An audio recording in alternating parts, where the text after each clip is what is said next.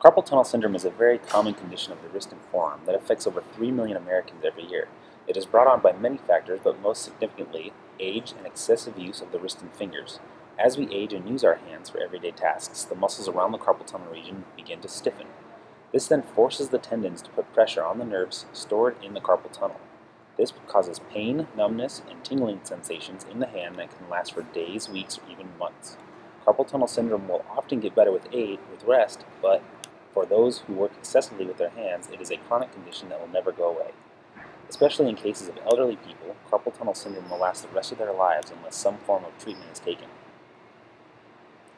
Current methods of relieving the pain are extremely risky and expensive.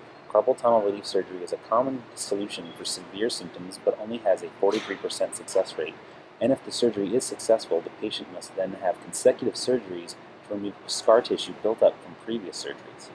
If this tissue is not removed, it can cause even more intense symptoms. There are many alternative measures to surgery, the most successful of which is physical therapy. A technique has been developed by professional physical therapists, which have become very popular because it effectively relieves all symptoms of carpal tunnel syndrome. This option is far less risky than surgery, but still requires consecutive sessions for continual relief and can become expensive. The technique involves stretching the wrist for up to 15 minutes to open the carpal tunnel, as well as a deep tissue massage of the forearm to release tendon pressure at the wrist. If this technique can be mimicked by a machine, it would revolutionize the way people obtain relief by offering a less risky, cost-effective solution to carpal tunnel syndrome. This is the inspiration for the carpal tunnel relief massager. Working together with mechanical engineering students and physical therapists, the machine will be designed with the contour of the human forearm and wrist in mind, as well as the motion of the professional carpal tunnel relief massage. Our device is organized into two parts: a stationary apparatus that will house the hand of the user and stretch the center channel of the wrist in opposing and outward directions, and a deep tissue forearm massager with one rolling rod that will contour the forearm slightly and move from the inside bend of the elbow to about 1 inch from the wrist. The hand component has the simplest design of the two. It will consist of two rubber pads contoured to the shape of the hand, connected to move in unison on both sides of the hand. Since the palm of the hand is almost symmetrical, with the exception of the thumb, the stretching sensation should feel almost identical on both sides of the hand. This allows the device to be ambidextrous, with only a slightly stronger stretch on the side of the hand where the thumb is. However, the goal of stretching the carpal tunnel ligament will be effectively achieved. To allow room for the hand to stretch, it will rest on a comfortable yet firm pad centered under the hand. The pad will be mounted on a base at an angle that is comfortable for the user. When they rest their arm in the device, the rubber pads pulling on the hand will be perpendicular to this angle for maximum force on the hand.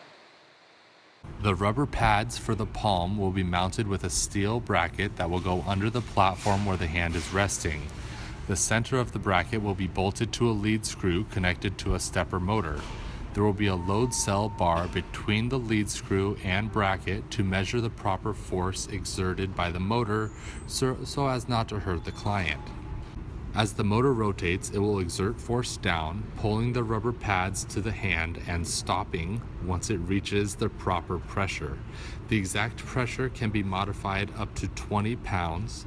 This was the maximum recommended pressure by physical therapists.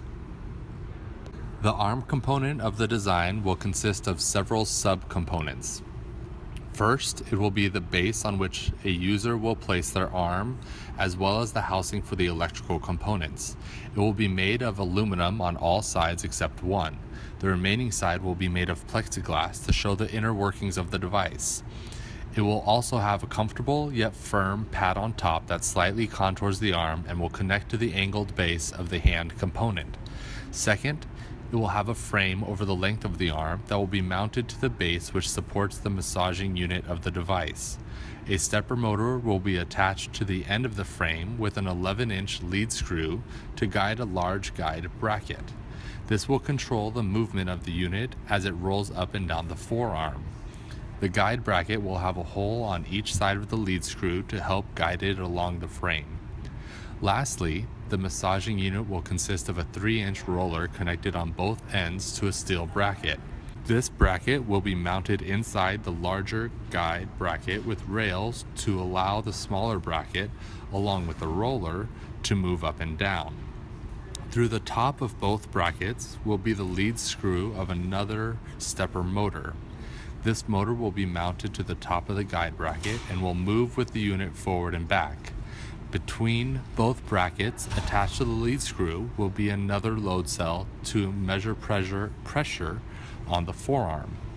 This motor and load cell configuration is the same as the hand, except the maximum recommended pressure for the arm is 40 pounds.